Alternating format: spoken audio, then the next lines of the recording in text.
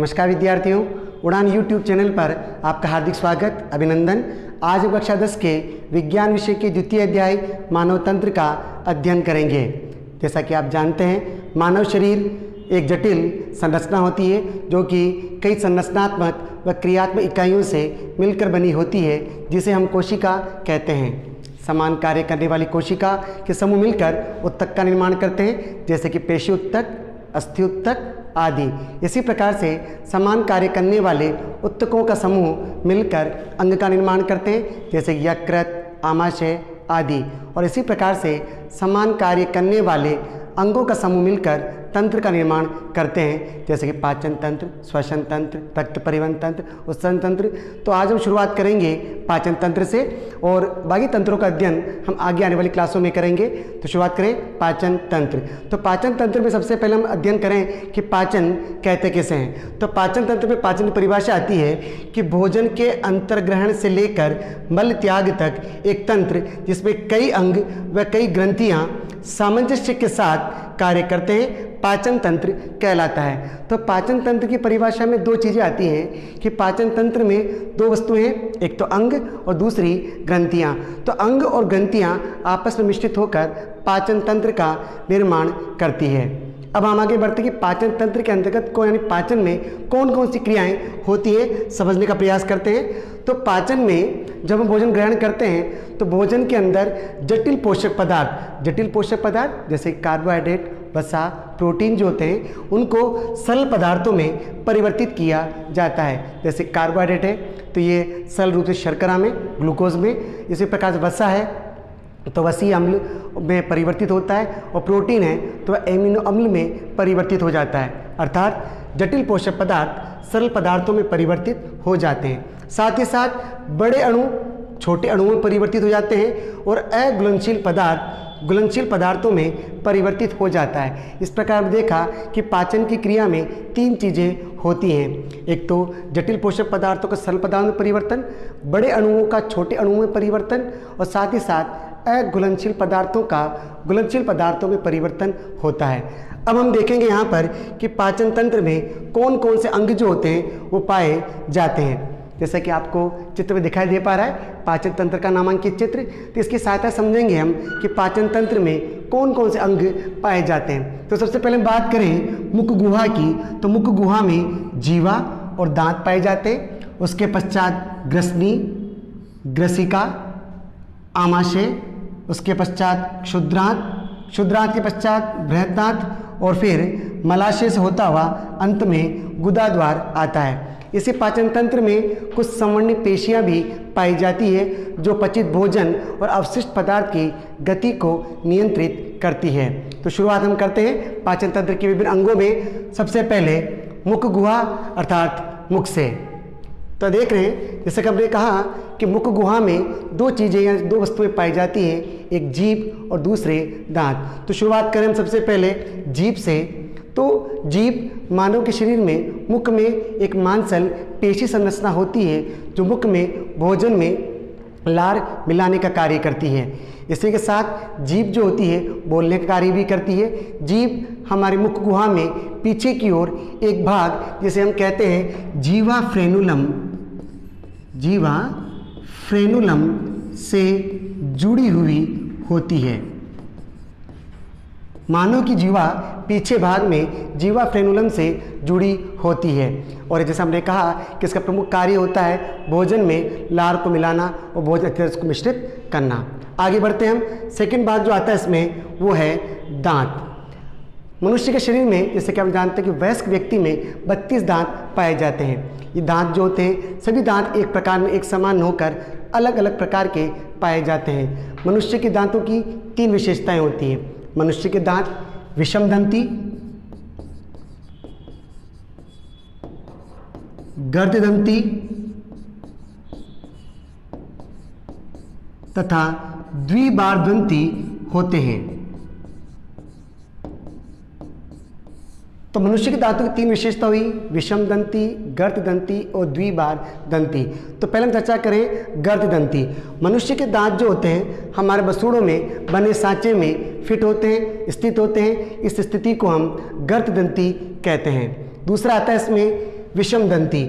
मानव के दांत जो होते हैं सभी दांत एक जैसे न होकर इनमें अलग अलग दांत होते हैं और उनके अलग अलग कार्य पाए जाते हैं। मनुष्य के शरीर में 4 प्रकार के दांत पाए जाते हैं। इसमें है नाम इनके कृंतक अर्थात इंसीजर्स, रदनक अर्थात कैनाइन्स, अग्रचवर्णक प्रीमोलर्स और चवर्णक अर्थात मोलर्स। ये दांत जो होते हैं अलग अलग कार्य करते हैं। तो पहले हम चर्चा करें कृंतक की। तो कृंतक क्या कार्य करते हैं? जैसा कि आप चित्र में देख पा रहे हैं, कृंतक हमारे ये जो चित्र दिया हुआ है इसमें एक जबड़ा है और जबड़े के आधे जबड़ों की दांतों की व्यवस्था दिखाई गई है। इसमें आप देख पा रहे हैं कृंतक 2 हैं। तो कृंतक का प्रमुख कार्य होता है भोजन को काटना और कुतरना।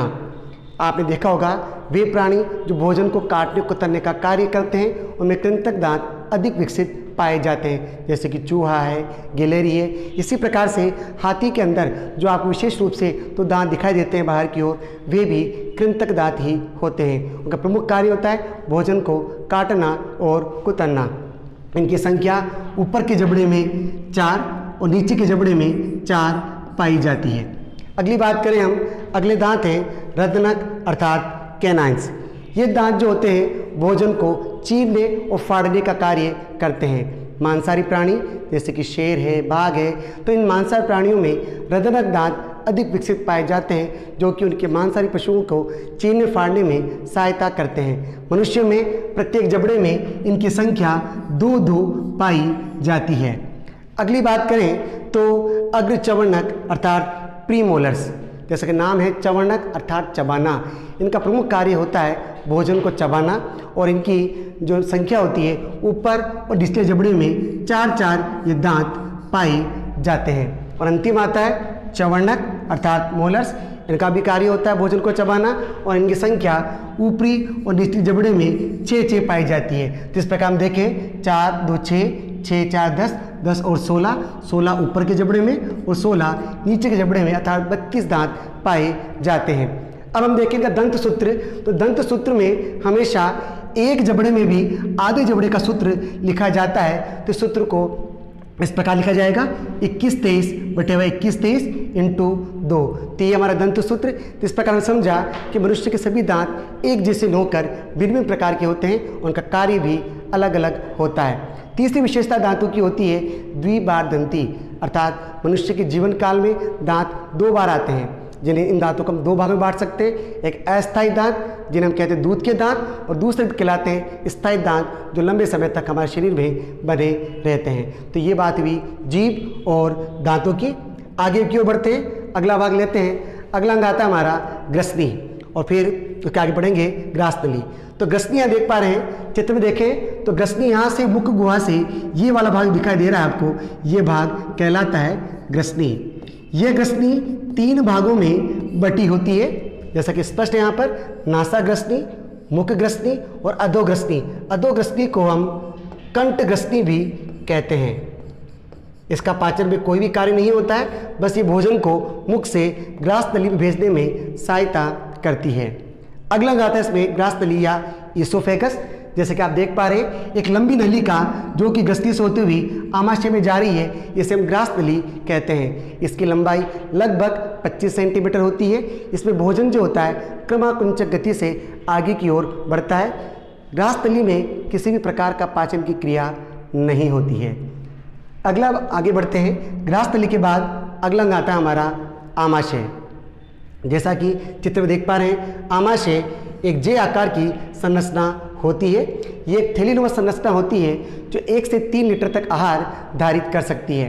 इस आमाशय को हम 3 भागों में विभाजित कर सकते हैं। इसके प्रारंभिक भाग को हम जठरागम भाग अर्थात कार्डियक भाग, बीच वाला भाग फंडिस भाग और अंतिम भाग जठरनिर्गमी भाग कहलाता है। इस आमाशय के दोनों सिरों पर अर्थात जठरागम भाग पर और जठरनिर्गमी भाग पर संवर्णी पेशियां पाई जाती है। जैसा कि हमने अध्याय की शुरुआत में कहा था कि मानव के पाचन तंत्र में कुछ संवर्णी पेशियां पाई जाती है जो भोजन की गति को नियंत्रित करती है।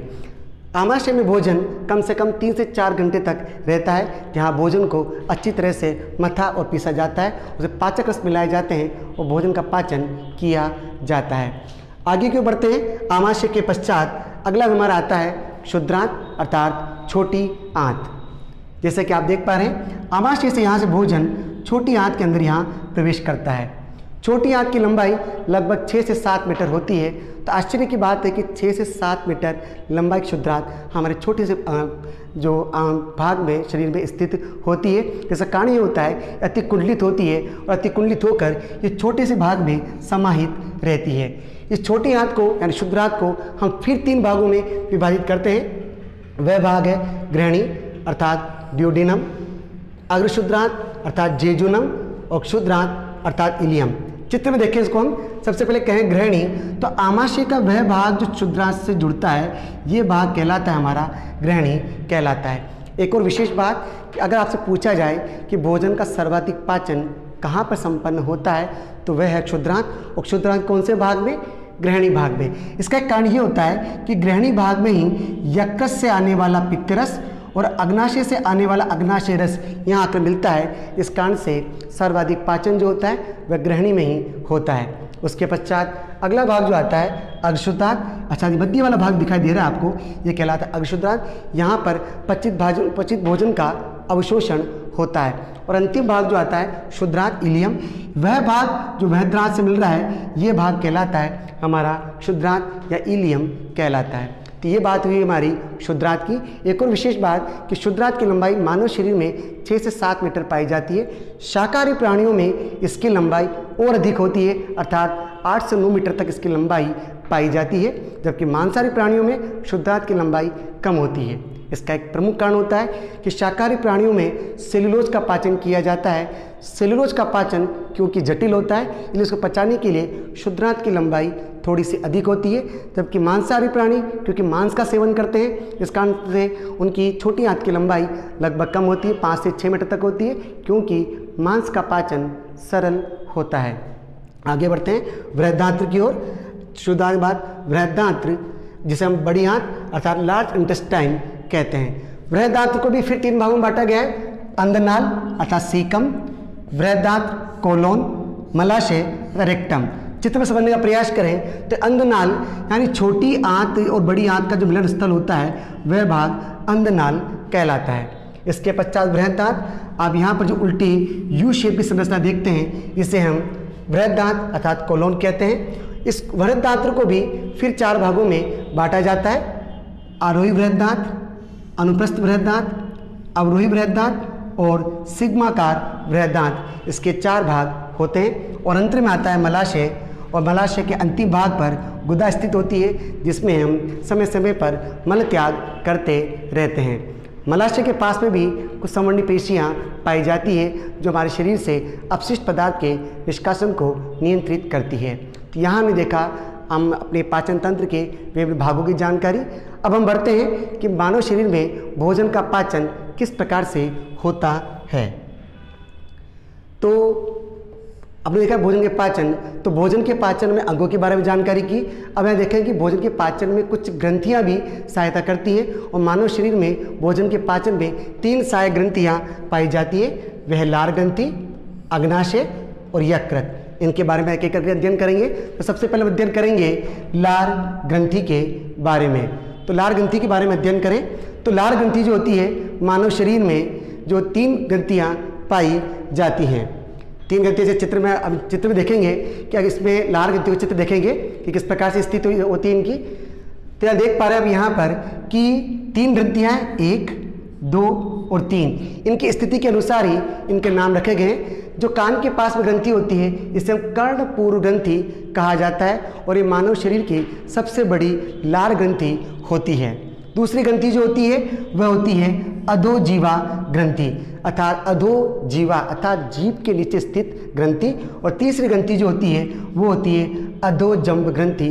जंब यानी जबड़ा अर्थात जबड़े के नीचे पाई जाने वाली ग्रंथि। इन ग्रंथियों का प्रमुख कार्य होता है लार और सिरमी तरल स्रावित करती है, जिसमें से सिरमी तरल जो होता है वो भोजन को गीला करता है और साथ ही श्लेष्मा भोजन को लसलसा बनाता है जिससे भोजन को निगलने में आसानी बनी रहती है। तो इस प्रकार से 3 ग्रंथियाँ लार ग्रंथियाँ, कर्णपूर्व ग्रंथि, अधोजीवा ग्रंथि और अधोजंब ग्रंथि। अगली ग्रंथि जो आती है वो है हमारी अग्नाशय ग्रंथि। आप देख पा रहे हैं यहाँ पर अग्नाशय ग्रंथि। यहाँ पर ये पीले रंग की संरचना आपको दिखाई दे पा रही है, ये पीले रंग की संरचना जो होती है ये कहलाती है हमारी अग्नाशय ग्रंथि। ये अग्नाशय ग्रंथि जो होती है एक मिश्रित प्रकार की ग्रंथि है। मिश्रित प्रकार से हमारा तात्पर्य है यह ग्रंथि पाचक रस भी स्त्रावित करती है और साथ ही साथ ये हार्मोन भी स्त्रावित करती है। हार्मोन में ये इंसुलिन और ग्लूकागोन स्त्रावित करती है। इसका अध्ययन हम जब इसका अंतःस्रावी तंत्र का अध्ययन करेंगे तब हम करेंगे। यहाँ बात करें पाचन के बारे में तो अग्नाशय के द्वारा कई पाचक रस स्त्रावित किए जाते हैं जो भोजन के पाचन में सहायता करते हैं। इसी के साथ हमारी तीसरी ग्रंथि आती है वो है यकृत। तो आप देख पा रहे हैं यकृत मानव शरीर की सबसे बड़ी ग्रंथि होती है जो त्रिभुजाकार होती है। यह दो पालियों में, एक छोटी पाली और एक बड़ी पाली में बटा होता है। यकृत कई संरचनात्मक व क्रियात्मक इकाइयों से मिलकर बना होता है। ये सब यकृत पालिकाएं कहते हैं और यकृत के द्वारा पित्त रस स्रावित किया जाता है जो कि वसा के पाचन में सहायता करता है। तो इस प्रकार से ये बात हुई हमारी विभिन्न पाचन अंगों और ग्रंथियों की। आगे हम बढ़ते हैं कि मानव शरीर में भोजन का पाचन किस प्रकार से होता है। तो जैसे हमने कहा कि भोजन के पाचन में शुरुआत जो होती है वो मुख से होती है क्योंकि मुख के अंदर भोजन ग्रहण किया जाता है। तो यहाँ मुख में पाचन में विशेष बात जो होती है जब भोजन मुख के अंदर लेते हैं तो भोजन को मुख के अंदर लेने की क्रिया अंतर्ग्रहण कहलाती है। अंदर लेने के पश्चात दांतों के द्वारा इसे चबाया जाता है। भोजन के बड़े बड़े टुकड़ों को छोटे छोटे टुकड़ों में बदला जाता है। साथ ही साथ लार स्त्रावित होती है और लार विशेष रूप से एमिलेज जिसे हम टाइलिन एंजाइम भी कहते हैं। यह टाइलिन एंजाइम जो होता है स्टार्च को, जिसे हिंदी में हम कहते हैं मंड, शर्करा माल्टोज में परिवर्तित कर देता है। तो इस प्रकार से बात यहाँ आती है, प्रश्न पूछा जाता है कि पाचन तंत्र में भोजन का पाचन किस भाग से शुरू होता है। तो उसको हम कहते हैं कि भोजन का पाचन जो होता है वो मुख में ही प्रारंभ हो जाता है। लार में उपस्थित एमिलेज एंजाइम स्टार्च को अर्थात मंड को माल्टोज में परिवर्तित कर देता है। जैसा कि हम जानते हैं पादप प्रकाश संश्लेषण क्रिया के दौरान कार्बोहाइड्रेट का अर्थात मंड का निर्माण करते हैं, स्टार्च का निर्माण करते हैं और सभी मानव जो होते हैं या जंतु जो होते हैं भोजन के रूप में इस स्टार्च को ग्रहण करते हैं। आपने देखा होगा कभी जब आप कच्चे गेहूँ अथवा चावल चबाते हैं तो कुछ देर चबाने के पश्चात फिर मीठे लगने लगते हैं। उसका प्रमुख कारण होता है उनमें उपस्थित स्टार्च अर्थात मंड जो होता है वो माल्टोज शर्करा में परिवर्तित हो जाता है। इसी कारण से हमें वह मीठे लगने लगते हैं। तो हम यूँ कह सकते हैं कि पाचन की शुरुआत मुख में ही हो जाती है। आगे बढ़ते हैं पाचन क्रिया में। मुख के पश्चात भोजन आता है ग्रसनी तथा ग्रसिका में। ग्रसनी से 3 भागों में बटी होती है, नासा ग्रसनी, मुख ग्रसनी, अधोग्रसनी। तो यहाँ से भोजन जो होता है मुख ग्रसनी से होता हुआ अधोग्रसनी की ओर बढ़ता है। ग्रसनी में किसी प्रकार का पाचन की क्रिया नहीं होती है और वहाँ से भोजन ग्रसिका अर्थात ईसोफेगस में आगे की ओर बढ़ता है। ग्रसिका में भी किसी प्रकार का पाचन की क्रिया नहीं होती है क्योंकि एक लंबी नली होती है। बस यहाँ पर इसकी क्रमाकुंचक गति द्वारा भोजन धीरे धीरे आगे की ओर आमाशय की ओर बढ़ता है। साथ साथ ग्रसिका के ऊपर सिरे पर एक मांसपेशियों वाली संरचना जिसे हम कहते हैं एपिग्लोटिस, एपिग्लोटिस जिसे हिंदी में कहते हैं घाटी ढक्कन कहा जाता है, ये पाया जाता है। इस एपिग्लोटिस का कार्य क्या है? ये एपिग्लोटिस जो होता है हमारे श्वास नली के ऊपर लगा होता है। जब भी हम भोजन करते हैं तो ये ढक्कन लग जाता है जिससे भोजन ग्रास नली में प्रवेश करता है और वायु जो होती है वो श्वास नली में ही प्रवेश करती है। कभी कभी भोजन गलती से श्वास नली में प्रवेश कर भी जाता है तो प्रतिक्रिया स्वरूप वापस उलटकर मुख में आ जाता है। इस प्रकार से हमारे शरीर की क्रिया जो होती है वह भोजन को हमारे श्वास नली में जाने से रोकती है और भोजन ग्रास नलिका में ही आगे की ओर बढ़ता है। अब आगे बढ़ते हैं आमाशय में पाचन की ओर। भोजन ग्रसिका से आता है आमाशय में। आमाशय में जैसे हमने कहा कि थैलीनुमा संरचना है। यहाँ जैसे भोजन आता है तो भोजन आने के साथ ही यहाँ 3 पाचक रस स्त्रावित किए जाते हैं जैसे कि हाइड्रोक्लोरिक अम्ल, पेप्सिन एंजाइम और साथ ही साथ श्लेष्मा। तो इनका एक एक करके अध्ययन करेंगे। तो सबसे नंबर 1 आता है हाइड्रोक्लोरिक अम्ल। जैसे कि हाइड्रोक्लोरिक अम्ल एक प्रबल अम्ल होता है तो सबसे प्रथम कार्य इसका होता है ये भोजन के माध्यम को अम्लीय बना देता है। इस अम्लीय माध्यम बनाने से ये जो पाचक रस होते हैं जिसमें पेप्सिन और रेनिन एंजाइम जो होते हैं ये एंजाइम जो होते हैं इस पर क्रिया कर सकते हैं, भोजन प्रक्रिया कर सकते हैं। साथ ही साथ हाइड्रोक्लोरिक अम्ल भोजन के साथ आए जीवाणुओं को नष्ट करने का कार्य करता है और निष्क्रिय पेप्सिनोजन को सक्रिय पेप्सिन में परिवर्तित करता है। द्वितीय देखते हैं हम पेप्सिन एंजाइम के कार्य। पेप्सिन जो होता है वो प्रोटीन पर क्रिया करता है और प्रोटीन को पेप्टाइड में परिवर्तित कर देता है। छोटे बच्चों में एक विशेष एंजाइम पाया जाता है जिसे हम रेनिन एंजाइम भी कहते हैं। ये एंजाइम जो होता है दूध में उपस्थित प्रोटीन केसिन को पैरा केसिन में परिवर्तित कर देते हैं। तो आपसे पूछा जा सकता है कि वयस्क व्यक्तियों में कौन सा एंजाइम नहीं पाया जाता, तो आप उत्तर लिख सकते हैं रेनिन एंजाइम जो होता है उसमें नहीं पाया जाता। तीसरी वस्तु इसमें आती है श्लेष्मा। श्लेष्मा का प्रमुख कार्य होता है आमाशय के आंतरिक स्तर की सुरक्षा करना। सुरक्षा किससे? हाइड्रोक्लोरिक अम्ल से। कभी कभी क्या होता है कि जब हम भोजन की हमारे जो आदतें होती है, कुछ गलत आदतों के कारण हम जब भोजन समय पर नहीं कर पाते हैं तो हाइड्रोक्लोरिक अम्ल स्रावित होता है और आमाशय की भित्ति को नुकसान पहुंचा सकता है। उसी नुकसान से बचाने के लिए श्लेष्मा स्रावित होता है और आमाशय के आंतरिक स्तर की सुरक्षा करता है। तो हम यहाँ देख सकते हैं कि प्रोटीन का पाचन शुरुआत होता है आमाशय में। तो आपसे पूछा जा सकता है कार्बोहाइड्रेट का पाचन कहाँ प्रारंभ होता है? मुख में। प्रोटीन का पाचन कहाँ प्रारंभ होता है? आमाशय में। और आमाशय में थोड़ी मात्रा में ही सही वसा का पाचन भी प्रारंभ हो जाता है। आगे बढ़ते हैं छोटी आंत की ओर। छोटी आंत, जैसे हमने कहा कि मनुष्य का मुख्य रूप से जो पाचन होता है वह छोटी आंत में ही होता है, क्योंकि छोटी आंत के गृहिणी भाग में यकृत से आने वाला पित्तरस और अग्नाशय से आने वाला अग्नाशय रस स्रावित किए जाते हैं। साथ ही साथ छोटी आंत की भित्ति के द्वारा भी अनेक पाचक रस स्रावित किए जाते हैं। ये सभी पाचक रस मिलकर भोजन के पाचन में सहायता करते हैं। अब कौन कौन से पाचक रस कहाँ से स्रावित होते हैं, बारी बारी से अध्ययन करते हैं। सबसे पहले हम देखते हैं अग्नाशय के द्वारा अर्थात पेनक्रियास के द्वारा। पेनक्रियास के द्वारा एमिलेज एंजाइम, ये एंजाइम लार्वे में उपस्थित होता है। एमिलेज एंजाइम जो होता है वो स्टार्च को माल्टोज में परिवर्तित करने का कार्य करता है। ट्रिप्सिन और काइमोट्रिप्सिन ये प्रोटीन में क्रिया करते हैं, उसको पेप्टाइड में परिवर्तित कर देते हैं। इसी के साथ कार्बोक्सी पेप्टाइडेज ये भी प्रोटीन पे कार्य करता है और ये प्रोटीन को एमिनो अम्लों में परिवर्तित कर देता है।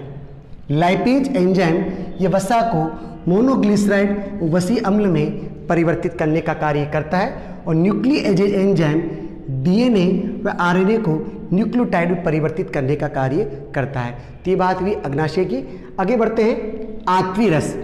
आंतरी रस में भी विभिन्न प्रकार के एंजाइम पाए जाते हैं जो कि भोजन को सल से सल अणुओं में पाचित कर देते हैं, जैसे कि माल्टेज एंजाइम माल्टोज की क्रिया करके ग्लूकोज में, लैक्टेज एंजाइम लैक्टोज को क्रिया करके ग्लूकोज में, सुक्रेज एंजाइम सुक्रोज की क्रिया करके ग्लूकोज में, और लाइपेज एंजाइम वसा भी क्रिया करता है, वसी अम्ल और ग्लिसरॉल निर्माण करता है, और न्यूक्लिएजेज न्यूक्लिक अम्ल पे क्रिया करता है, उसको न्यूक्लियोसाइड और शर्करा में परिवर्तित कर देता है। डाइपेप्टाइडेज डाइपेप्टाइड पे क्रिया करता है और उसको एमिनो अम्ल में परिवर्तित कर देता है। और फॉस्फेटेज एंजाइम ये न्यूक्लियोटाइड पे क्रिया करता है और नाइट्रोजन क्षार और राइबोज में परिवर्तित कर देता है।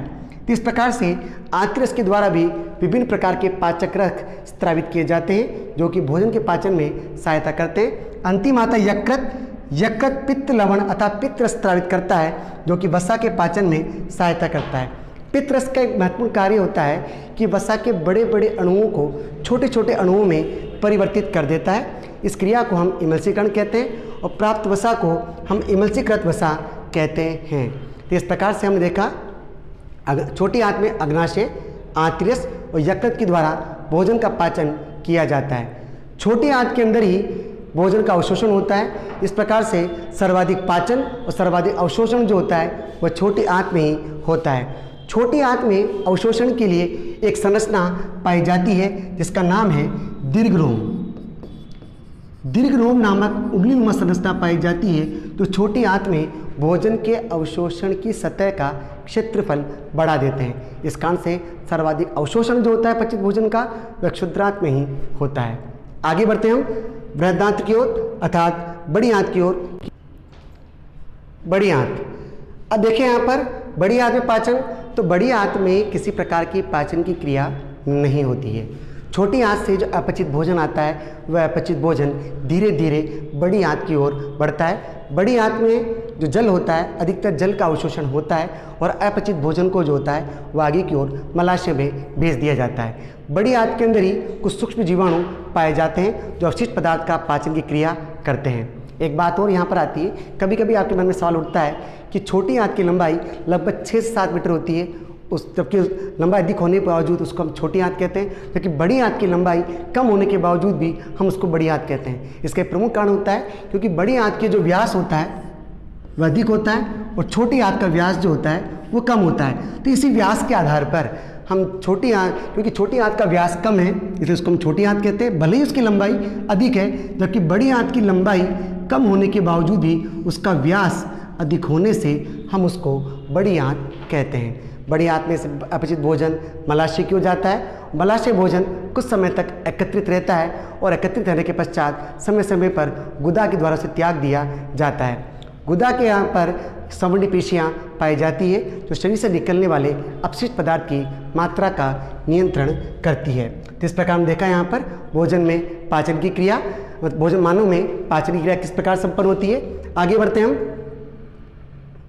आज का हमारा ध्येय वाक्य है बिलीव इन योर सेल्फ, अर्थात आपका खुद पे विश्वास होना चाहिए। यदि आपका खुद पे विश्वास है तो बड़ी से बड़ी समस्याओं को भी आप पार कर सकते हैं और बड़ी से बड़ी सफलता भी आप हासिल कर सकते हैं। तो मेहनत रखिए, खुद पे विश्वास रखिए, सफल बनिए। धन्यवाद।